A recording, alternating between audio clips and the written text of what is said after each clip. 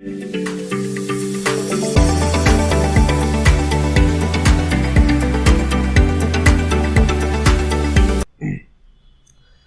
Guys, welcome to this course. आज जो है हमारे यहाँ पर मेरे से ना एक गड़बड़ हो गई है।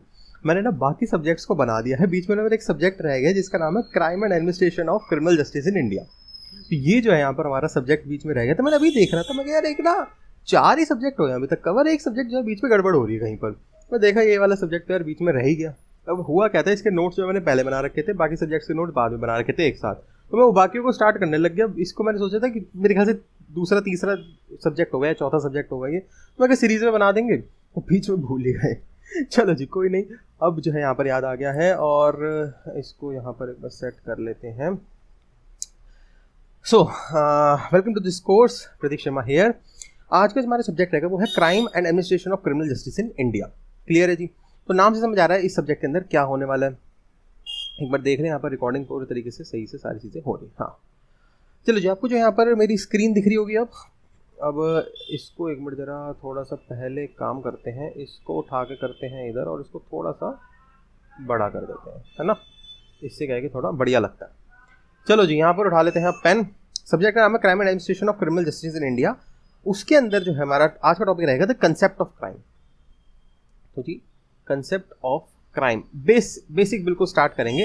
आप लोगों को जो है ये वीडियो, मेरे ख्याल से मैं कोशिश करूंगा इसको सीरीज के अंदर लगा दिया जाए ताकि आप लोगों को भी कंफ्यूजन ना हो। नहीं तो कोई नहीं, अब जब आप सब्जेक्ट सर्च करेंगे यूट्यूब पे या फिर मेरे चैनल पे जाकर जो है देख लीजिएगा। इस कोर्स के अंदर थोड़ा आगे ऊपर नीचे मिल सकता है, मैं कोशिश करता हूँ उसको सीरीज में डालने की। ठीक है जी। तो कंसेप्ट ऑफ क्राइम, अब क्राइम का जो है हमारे यहाँ पर क्या मतलब होता है पहले तो ये समझ लेते हैं। क्लियर कह रहा है, it is a myth to think of a crimeless society. So इसका कहना ये है कि जो क्राइमलेस सोसाइटी है वो एक मिथ है, वो पॉसिबल ही नहीं है। क्लियर है? सो कुछ हद तक ठीक भी लग रही है इसकी बात। So in fact there can be no society without the problem of crime and criminals. तो ये तो सोसाइटी पॉसिबल ही नहीं है कि बिना क्राइम और क्रिमिनल्स के कोई सोसाइटी है। ये बहुत मुश्किल है, नामुमकिन है बिल्कुल।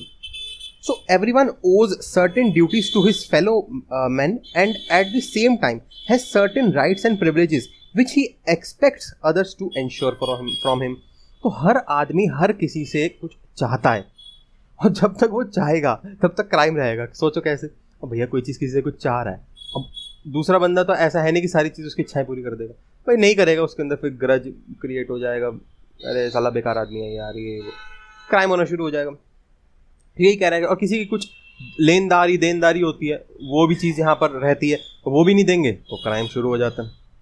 सो thus it is the task of protecting the law abiding citizens and punishing the law breakers vest with the state which perform it through the instrumentality of law. तो यहाँ पर बेसिकली हमारे को क्या करना है कि जो लॉ अबाइडिंग सिटीजन है उनको प्रोटेक्ट करना है और जो लॉ ब्रेकिंग सिटीजन्स हैं उनको पनिश करना है, उनको जो है पनिश करना है। लिख दें इसको या ना लिखें?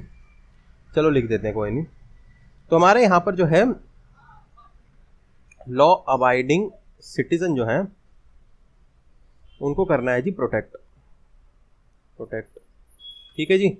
और जो लॉ ब्रेकिंग सिटीजन है उनको हमने करना है पनिश। ये जो है हमारा यहाँ पर टास्क है या एम है। ठीक है, टास्क है या फिर एम है। अब देखते हैं आगे जी क्या कह रहा है। It is for this reason that Salmond has defined law as a rule of action regulating the conduct of the individual in the society. तो इसी वजह से जो है सैलमन ने जो है यहाँ पर लॉ को इस तरीके से डिफाइन करा है कि वो एक रूल ऑफ एक्शन है regulating the conduct of individual in society. Law एक ऐसा तरीका है जिससे हम कंडक्ट इन द सोसाइटी, जो सिटीजन्स जो काम कर रहे हैं उनको कंट्रोल कर पाते हैं। अब इसके अंदर ठीक है, क्लियर है, इजी है, ये समझ आ गया। अब इसके अंदर एक काम करते हैं यार, अगर मैं इसको मिटा पाऊँ तो, अच्छा यहीं तक ही लेता है ये, कोई नहीं, यहाँ से काम करते हैं, इरेजर उठा लेते हैं, है ना, और इसको मिटा कर ना हेडिंग तो यही रहने देते हैं क्योंकि अपनी हेडिंग तो यही रहेगी, कंसेप्ट ऑफ क्राइम है। इरेजर यहाँ से ले लिया है हमने, सॉरी पेन यहाँ से जो हमने ले लिया है। अब यहाँ पर हम लिखते हैं अर्ली कंसेप्ट ऑफ क्राइम। तो हमारे आज का पहला जो इसके अंदर टॉपिक रहेगा अर्ली कंसेप्ट ऑफ क्राइम। तो ये हमारा जो है इसके अंदर की सब पार्ट्स हैं वो हम यहाँ पर एक एक करके डिस्कस कर लेते हैं। क्यों क्राइम जो है कहना चाह रहा है कि क्या आज ही के टाइम पर आया है, क्या हम लोग ही ज़्यादा बुरे हैं, आज का टाइम ही प्रेजेंट ही बुरा है या पास्ट ही बुरा रहता आया है। तो मतलब पास्ट से ही जो है क्राइम होते आए हैं, क्राइम का कंसेप्ट पास्ट से ही है। देखते हैं historically the concept of crime seems to have always been changing with a variation in the social condition during the evolutionary stages of human society। तो क्राइम जो है पहले के समय से ही जो है देखा गया है कि वो एवोल्यूशन लेता है। मतलब क्राइम का एवोल्यूशन होता है किस तरीके से कि भाई पहले जो है कंप्यूटर नहीं होते थे तो चोरी चकारी मारा मारी हो जाती थी। आजकल भाई कंप्यूटर्स और ये डिजिटल वर्ल्ड आ गया है, आजकल हैकिंग क्रैकिंग ये सब भी शुरू हो चुका है जी। कंप्यूटर के थ्रू हैकिंग ये सारी चीज़ें शुरू हो गई, तो डिजिटल क्राइम। तो एवोल्यूशन के साथ क्राइम भी जो है एवॉल्व होता है। तो इसका में एक चीज़ क्लियर हो गई कि पहले के समय में भी क्राइम था और आज के समय में भी क्राइम है, बस स्टेजेस के थ्रू वो एवॉल्व होता रहता है। So during the 12th and 13th century only those act were crime which were committed against the state और रिलीजन। बहुत इंपॉर्टेंट पॉइंट, ध्यान से नोट करना है इसको। 12th और 13th सेंचुरी के पास जो हम यहाँ पर बात कर रहे हैं, सेंचुरी की बात कर रहे हैं हम यहाँ पर, उसके अंदर ये बोला गया था कि सिर्फ वही चीज़ों को जो है क्राइम माना जाएगा जो किसके साथ, दो चीज़ों के अंदर, स्टेट के अगेंस्ट होगा या फिर रिलीजन के अगेंस्ट होगा। मतलब कि अगर कोई आदमी इस तरीके का काम करता है जो स्टेट के अगेंस्ट हो या रिलीजन के अगेंस्ट हो, उन्हीं को जो है यहाँ पर क्राइम माना जाएगा और सिर्फ उन्हीं को जो है यहाँ पर पनिश किया जाएगा। क्लियर है ये चीज़? 12th और 13th सेंचुरी में, बहुत पुरानी बात कर रहा है, हम 21वीं सदी में चल रहे। So was committed against the state of so thus rape, मैं लिख देता हूँ इनको। तो अब ये पूरे पॉइंट के अंदर हम क्या लिख सकते हैं कि इसका मतलब ये हुआ कि स्टेट और रिलीजन के अंदर कि जैसे कि रेप हो गया, एग्जाम्पल्स है सारे। ट्रेजन, TREASON, ट्रेजन क्या होता है जी? अब एक काम करो, तुम लोगों को एक आदत और डालता हूँ, वीडियो को यहीं पर पॉज करो और करो पॉज, सीरियसली करना, मुझे पता तुम लोग नहीं करोगे लेकिन फिर भी मैं कह रहा हूँ ट्रेजन, ये वीडियो को पॉज करो और ये ट्रेजन नेट पर जो है गूगल पर जाके सर्च करो। इससे होता क्या है ना, तुम्हारे को ना ऐसे वर्ड सीखने को मिलेंगे, नई नई चीज़ें, और उसको दिमाग में घुसेगा। अगर तो पता है तो वेल एंड गुड है, नहीं पता इसका मतलब तो वीडियो को पॉज करो और सर्च करके आओ। अभी मैं बता देता हूँ क्या है। ट्रेजन है act of harming country by helping enemies. So enemies को हेल्प कर कर कंट्री को हार्म करना, वो होता है इसका मतलब ट्रेजन। तो कंट्री को हार्म करना एनिमीज को हेल्प करके, तो उसका मतलब हो गया ट्रेजन। तो ट्रेजन हो गया। Were treated crime where murder was not a crime. Rape state के अगेंस्ट, ट्रेजन स्टेट के अगेंस्ट, रिलीजन के अगेंस्ट भी ले सकते हो इसको आप रेप को। लेकिन उस टाइम पर एक गजब की बात, अचंभे की बात ये थी कि मर्डर को जो है क्राइम नहीं माना गया। तो murder was not a crime, murder was not a crime। Clear है? उस टाइम पर, किस टाइम पर? 12वीं और 13वीं सेंचुरी में। तो primitive society did not recognise the difference between the law of crime and torts but only no law of wrong. तो प्रिमिटिव सोसाइटी के अंदर जो है क्राइम और टॉर्ट के अंदर ना डिफरेंस नहीं समझ रहे थे। वो क्राइम और टॉर्ट के अंदर जो है ना डिफरेंस नहीं समझ रहे थे कि ये क्या चीज़ें हैं। बस वो समझते थे कि लॉ ऑफ रॉन्ग, कुछ गलत है तो बस वही है लॉ, उसी के ऊपर लॉ बनाओ। लॉ ऑफ रॉन्ग को जो है यहाँ पर सिर्फ मान्यता दी जाती थी 12वीं और 13वीं। During this period recourse to legal remedy was considered merely an additional alternative to self redress. क्या मतलब हुआ जी? देखो, कह रहे थे wrongdoer was supposed to offer compensation to the person wronged. जो गलत आदमी है या जिसने क्राइम करा है उसकी सजा ये होती थी उस टाइम पर कि भैया तू जो है कंपनसेट कर दे जिसके साथ तूने गलत किया, मतलब विक्टिम को जो है कंपनसेट कर दे। ठीक है जी। The quantum of which depend on the extent of the wrong caused and status of the sufferer. जिसका क्वांटम मतलब कितनी क्वांटिटी के अंदर उसको कंपनसेट करना है वो इस पर डिपेंड करेगा कि भैया क्या उस आदमी का स्टेटस था, जो विक्टिम है बेसिकली क्या उस आदमी का स्टेटस था, कितना बड़ा नुकसान हुआ है या कितना बड़ा क्राइम रहा है, वो चीज़। अब इसके अंदर एक और है, the compensation given is called bot. ठीक है जी। आजकल जो है पबजी वाले बॉट बॉट बोलते रहते कि बॉट आ गया, बॉट मार दिया, बॉट मार दिया। तो उस टाइम पर जो कंपनसेशन जो दी जाती थी, कंपनसेशन, वो उसको कहा जाता था BOT। ठीक है जी। तो बॉट जो है उसको बोला जाता था, ये जे को लग रहा है बनाया हुआ मेरा, हाँ। तो इसको जो है कंपनसेशन जो उस टाइम पे दी जाती थी उसको बॉट बोला जाता। So bot, and if bot was refused by the aggrieved person, then law has no other option to enforce the compensation. In that case, the victim is declared outlaw, which means he could be chased and killed by anyone like a wild beast. क्या मतलब हुआ इसका? अगर तो ये जो bot जो उस टाइम पे दिया जाता था विक्टिम को कि भैया तेरा ये नुकसान हुआ है, मेरे से ये ऐसे कंपनसेशन ले ले और अपने नुकसान की भरपाई कर ले या मुझे माफ कर दे। अगर तो विक्टिम ने बॉट लेने से कर दिया है जी मना, उस केस के अंदर जो अक्यूज्ड है, जिसने क्राइम करा है, जो फेंडर है, उसको आउट लॉ जो है कंसीडर कर दिया जाएगा। ठीक है जी। जो अक्यूज्ड है, हाँ चलो जो ऑफेंडर लिख देते हैं, ऑफेंडर जो है उसको आउट लॉ डिक्लेयर कर दिया जाएगा, OUTLAW, आउट लॉ। ठीक है जी। इन केस ऑफ जब बॉट रिजेक्ट कर दिया है तो ऑफेंडर को आउट लॉ डिक्लेयर कर दिया जाएगा। उस केस के अंदर उस आदमी को, जो ऑफेंडर है, उस आदमी को कोई भी कहीं पर भी वाइल्ड बीस्ट की तरह मार सकता है पकड़ के। So anyone can kill him, anyone can kill him या फिर हर।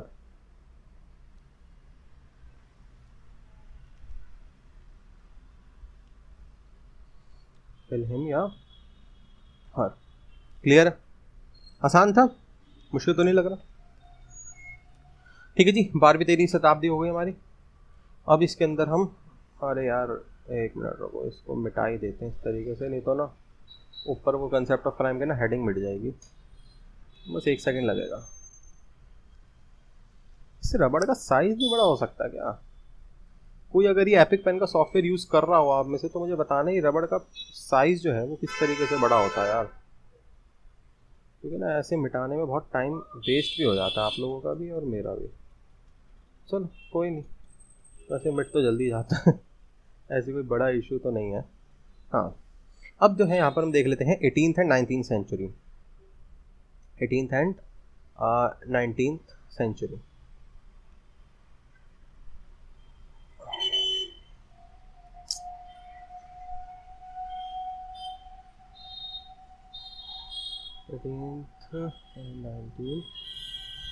सेंचुरी। अब जो हमने वो 12वीं 13वीं सेंचुरी करी थी उसके अंदर क्या था, अब 18th सेंचुरी करते हैं। कह रहा है in European countries particularly in France and Italy this period witnessed an era of miraculous reorientation in criminology thinking. तो स्पेसिफिकली उसने बोला है कि यूरोपियन कंट्रीज के अंदर ये पीरियड एक बहुत ही महत्वपूर्ण जादुई वाला मिरेकुलस पीरियड रहा है, जिसके अंदर थिंकिंग चेंज हुई है। किसके अंदर? क्रिमिनोलॉजी के अंदर। क्रिमिनोलॉजी थिंकिंग के अंदर यूरोपियन कंट्रीज के अंदर इस पीरियड में क्या हुआ जी? Divide, displeasure, superstitions, myths were all abandoned and study of crime and criminal was started afresh on scientific basis। बहुत बढ़िया, मजा आ गया। कह रहा है जी डिवाइन, भगवान, अरे गलत नहीं हो गया ये, DIVINE, डिवाइन, अपना मिथ्स, जादू टोने, superstitions,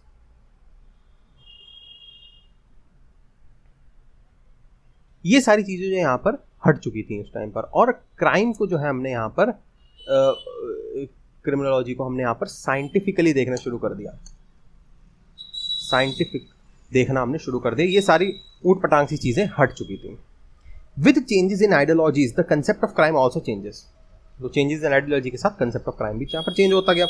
so the legislative measures to legalise abortion in certain cases sufficiently reflect the changing concept of the morality in Indian society. तो इंडियन कंसेप्ट में भी अगर हम देखें तो अबॉर्शन को लीगलाइज करना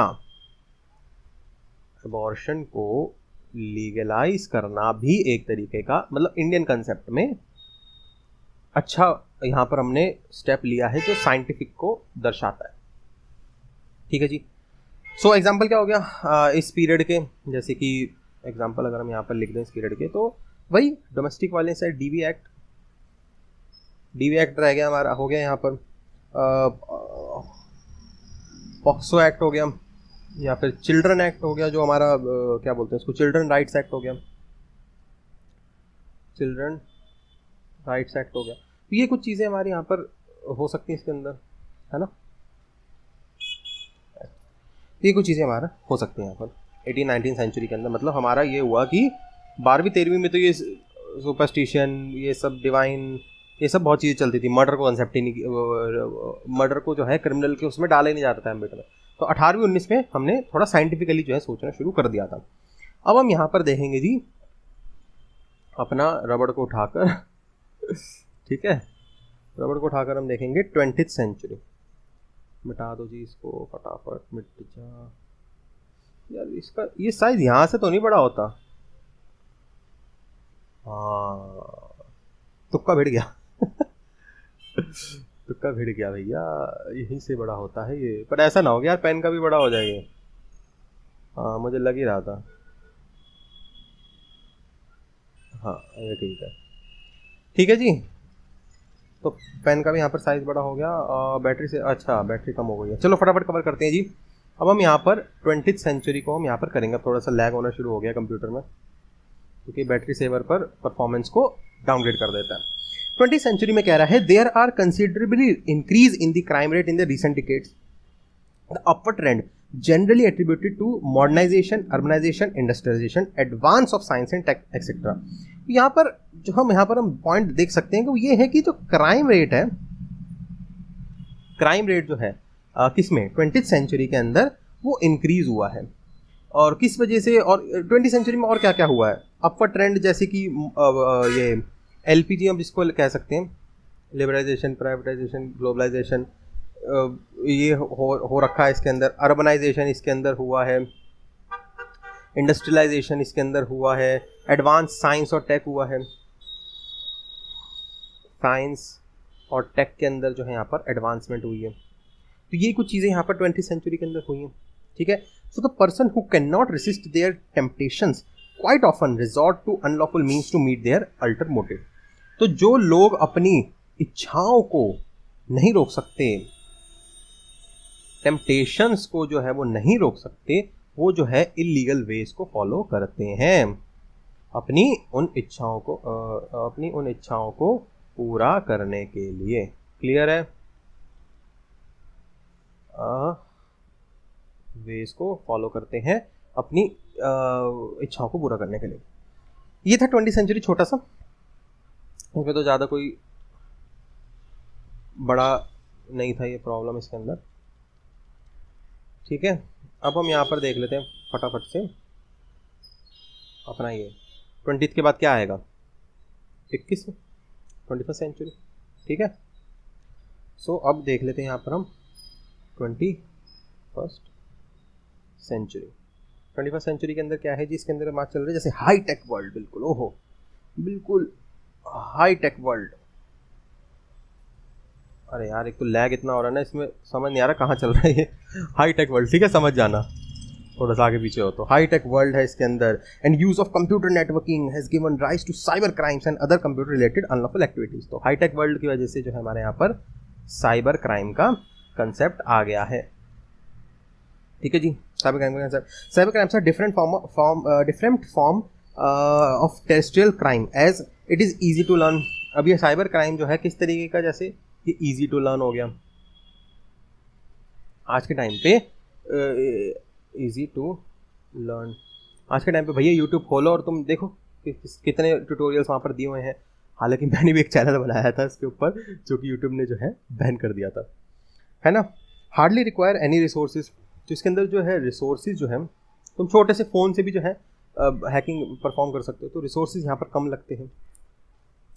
they can be committed in a jurisdiction without being physically present. तो यहाँ पर फिजिकल प्रेजेंट होना, फिजिकल प्रेजेंट जो है, प्रेजेंस वो मैंडेटरी नहीं है, मैंडेटरी नहीं है, ठीक है जी। So they are often not clearly illegal, generally जो है क्लियरली जो है नहीं दिखते कि इलीगल है कि नहीं है प्राइमा फेसाई, लेकिन range of illegal activities which include fraud, hackers, viruses, pornography, stalking etcetera, ये सब इलीगल की कैटेगरी में हम डालते हैं। तो स्टॉकिंग, हैकिंग और पोर्नोग्राफी, पोर्नोग्राफी लंबा वर्ड है, आ नहीं पाएगा उधर। वायरसेस बना के जी भेज दिए कंप्यूटर के डेटाबेस में, गवर्नमेंट के डेटाबेस में, ये सब। So mayor recently the recriminalisation of homosexuality and gay marriage under section 377 of IPC by supreme court in Naz foundation case, setting aside the Delhi high court case decision given in this case. तो इससे related हो सकता है ये homosexuality का case है। तो हमने यहाँ पर 21वीं सेंचुरी के अंदर हमारा कंप्यूटर्स और हैकिंग वगैरह आ गई थी। काफ़ी लंबी चौड़ी जो है वीडियो बन चुकी है, 21 मिनट के ऊपर हो चुकी है वीडियो, तो इसको यहीं पर रोकते हैं और अगला टॉपिक है व्हाट इज क्राइम, उसको हम आगे देखेंगे इसी सब्जेक्ट के अंदर ही। तो आज की वीडियो के अंदर हमने फटाफट से देख लेते क्या क्या पढ़ा है। कंसेप्ट ऑफ क्राइम हमने यहाँ पर अच्छे से डिस्कस कर लिया है। अर्ली कंसेप्ट के अंदर हमने कई सारे एरा की बात करी है, जैसे कि स्टार्टिंग में एरा में 18वीं ये क्या बोलते हैं अर्ली कंसेप्ट ऑफ क्राइम में 18th और 19th सेंचुरी की बात करी हमने यहाँ पर, जिसके अंदर उससे पहले हमने वो बॉट वाली बात करी थी, जो कंपनसेशन वाली बात वो करी थी। 18वीं 19 के अंदर जो यूरोपियन वाला हुआ था। फिर 20th सेंचुरी के अंदर धीरे धीरे यहाँ पर ट्रेंड अपवर्ड में हुआ, और 21वीं सेंचुरी जिसके अंदर हम आज चल रहे हैं, यहाँ पर बहुत बढ़िया कंप्यूटर वगैरह आने शुरू हो गए थे। क्लियर है, ठीक है। उससे पहले 12वीं 13वीं सेंचुरी के अंदर वो बॉट वाला जो कंसेप्ट था कंपनसेशन वाला, अगर नहीं दिया तो उसको आउटलॉ डिक्लेयर कर देंगे, ठीक है। 21वीं सेंचुरी हो गई, 21वीं बस लास्ट थी हमारी, ठीक है। व्हाट इज क्राइम हम बाद में करेंगे। चलो जी, यही था इस वीडियो के अंदर, ठीक है जी। और व्हाट इज क्राइम जो है ये बस कितना लंबा सब्जेक्ट तो बड़ा है ये। चलो जी, यही था इस वीडियो के अंदर। Thanks for watching to this video and thanks for purchasing this course. Prateek Sharma signing out, bye bye, take care.